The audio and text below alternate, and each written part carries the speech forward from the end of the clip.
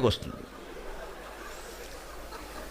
అంచేత నువ్వు తినది ఎందుకంటే కక్కడానికి, చదివింది ఎందుకంటే కక్కడానికి. తినది ఎక్కడ కక్కుతాడు? బయట కక్కుతాడు. చదివింది ఎక్కడ కక్కుతాడు? పరీక్షల్లో కక్కుతాడు.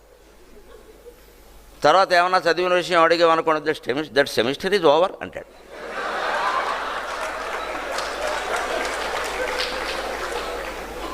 పోను నువ్వు ఇంటర్మీడియట్లో సంస్కృతంలో 98% సాధించావు కదా, నీ పేరు సంస్కృతంలో రాయి అంటే దట్స్ నాట్ ఇన్ సిలబస్ అంటాడు.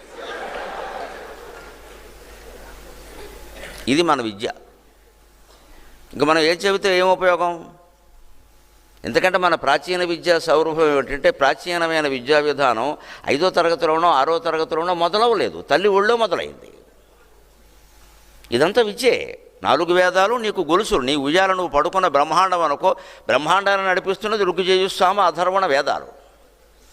నీ జీవితాన్ని కూడా వేదాలే నడిపిస్తే, వేద జ్ఞానం పొందితే చాలు. వేదమే చదవాలని ఏం లేదు, చదివే అవకాశం ఉన్నవాళ్ళు, అవసరం ఉన్నవాళ్ళు చదువుతారు. వేద జ్ఞానం పొందితే చాలుగా.